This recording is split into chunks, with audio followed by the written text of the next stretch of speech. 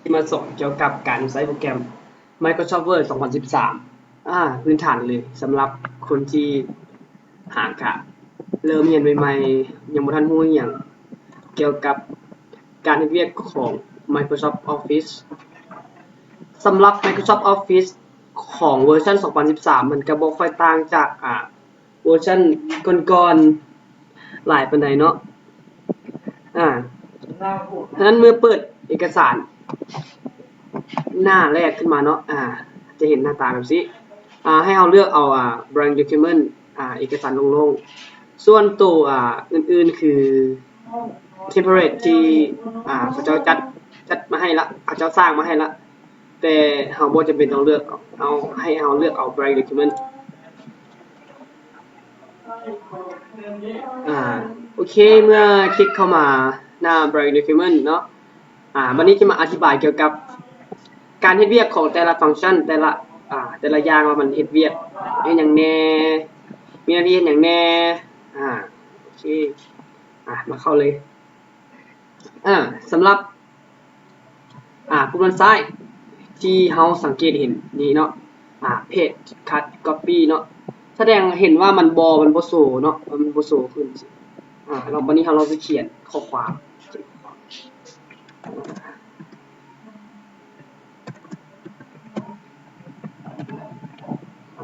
I am student วันนี้เราจะเห็นว่ามันเมื่อเราทาสีเอาเห็นมันขึ้นโตขึ้นเนาะจะอธิบายคร่าวๆคือคัดคือหมายความว่าตัดเอกสารตัดหนังสือตัดตัวอักษรต่างๆออกสำหรับcopy คือการคัดล็อกคัดล็อกเพจก็คือการวางเอกสารformat printer คือการเลือกเอาสำหรับเลือกเอาตัวอักษรหรือว่าเลือกเอา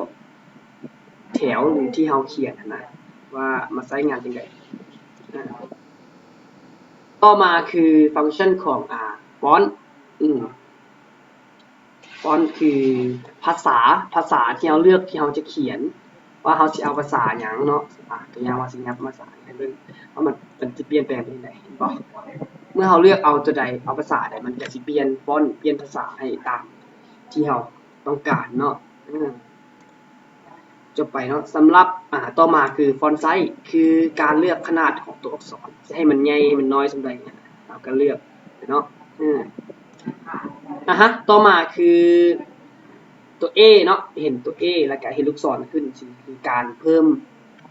มขนาดของตัวอักษรขึ้นทีละ2อันเนาะ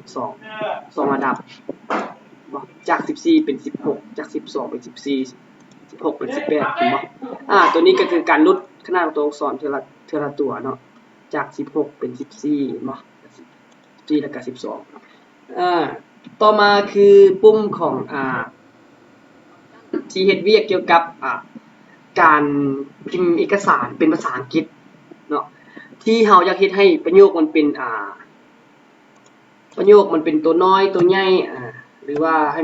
เป็นตัวใหญ่หมดเลยสิประมาณนี้ตัวอย่างว่าเป็น lower case คือเฮ็ดให้มันเป็นตัวน้อยหมดมันก็เป็นตัวน้อยหมดให้มันเป็นตัวใหญ่หมดก็ upper case เนาะมันเป็นตัวใหญ่หมดนี่แหละง่ายๆแล้วก็ไปลองเฮ็ดกันเบิ่งเนาะ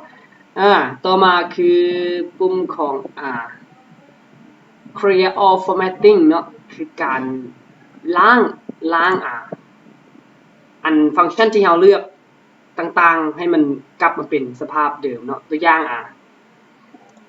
ค่อยเลือกเอาจังซี่แล้วค่อยก็ให้มันไปทางอยู่ทางขวาแล้ววันนี้มาคลิกใส่นี่เนาะมันก็จะกลับมาให้เราโดยอัตโนมัติเนาะจบไปแล้วสำหรับปุ่มนี้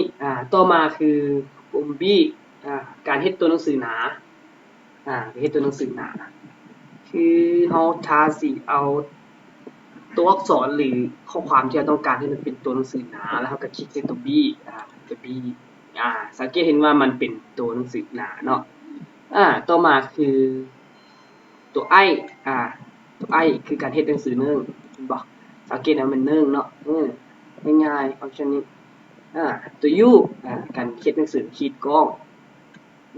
การเฮ็ดหนังสือขีดก้องง่ายๆต่อมาคือ ฟังก์ชันของstrike through คือการขีดค่าเนาะขีดค่าของ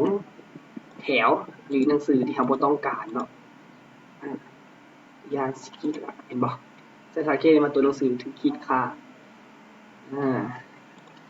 ต่อมาคือsubscript คือการเฮ็ดตัวห้อยเนาะสิลองพิมพ์คำว่าเมตานเมตานเป็นสูตรเคมีของนั่นแหละของเมตานที่อยู่ในวิชาเคมีศาสตร์ถ้าเราอยากห้อยตัวเลข2ให้มันห้อยเนาะเราก็ทาสีเอาเลข2แล้วเราก็มาคลิกใส่นี่คลิกใส่นี่จะสังเกตเห็นนะมันห้อยเลยเนาะให้ห้อยให้เฮาเนาะง่ายๆตัวอย่างตัวต่อมาคือตัวการขึ้นกำลังตัวอย่างค่อยสิให้มันขึ้นกำลังว่า2กำลัง5สิเนาะเราก็เขียน25ไว้ก่อนแล้วเราก็ทาสีเอา5แล้วก็คลิกใส่มันจะขึ้นกำลังให้เนาะเป็น2กำลัง5บอกน่าจะเห็นปุ่มต่อมาคือ text effect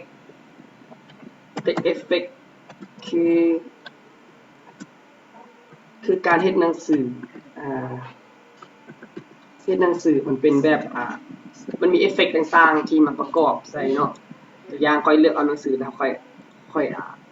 เลือกเอามันจะเป็นเอฟเฟกต์ต่างๆให้เราเลือก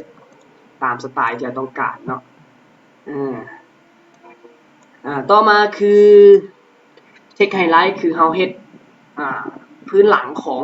ตัวหนังสือที่เราเขียนให้มันจะให้มันเป็นสีใดใช่ไหมเราก็คลิกเลือกเอาเลยเลือกสีตามสีที่เราต้องการเนาะสีที่เราต้องการถ้าเป็นสีแดงมันก็เป็นสีแดงเนาะถ้าสีก้อนเป็นสีแดงมันก็เป็นสีแดงเนาะปุ่มต่อมาคือตัวนี้คือฟอนต์คัลเลอร์คืออยากให้ตัวหนังสือมันเป็นสีใดสินะให้เอาทาสีเอาอยากให้เป็นสีดำตัวอักษรให้เป็นสีขาวสีเหมือนกันได้เนาะตามใจต้องการอยากให้เป็นสีดำก็ให้เป็นสีดำมันก็เป็นสีดำง่ายๆต่อมาคือฟังก์ชันต่อมาคือการจัดbullet คือการจัดเรียงลำดับคือการเฮ็ด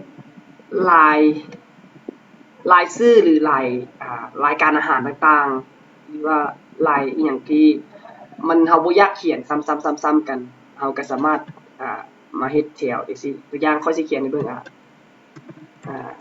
รายการอาหารเนาะรายการอาหาร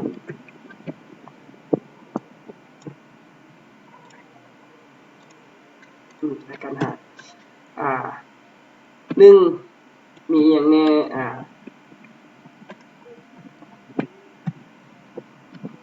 ตำบักหุ่งสินะตำบักหุ่ง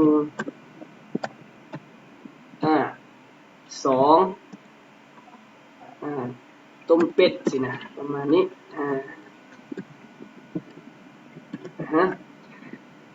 3สิมันจังซี่เฮามันเป็นรายการจังซี่เฮาบ่จำเป็นต้องได้พิมพ์ใส่แต่ละอันสิเนาะคือมันมีตัวที่ให้เฮาเนาะคือเฮามันมีเลือกหลายสไตล์เนาะเป็นจำเป็นจุดหรือเป็นอีหยังที่อย่างเขาจะเขียนว่าตำบักหุ่งสิเนาะตำบักแล้วก็เขากด enter เห็นบ่เฮาบ่จำเป็นต้องพิมพ์ซ้ำๆให้มันเป็นแถวเรียนมาเฮาก็เพียงแต่เขียนแล้วก็กด enter นอกจากคำมันเป็นที่แบบเป็นรูปแบบจังซี่มันยังสามารถเป็นรูปแบบของตัวเลขเด้เป็นตัวเลขเป็นเตกโลแมงเป็นอีหยังที่ต่างๆ A ฮอต Z บ่จังซี่หลากหลายเนาะอันนี้คือการจัดแถวนี่คือการจัดแถวสักอย่างว่าเขาเขียนอีกเบิ่งอีกว่า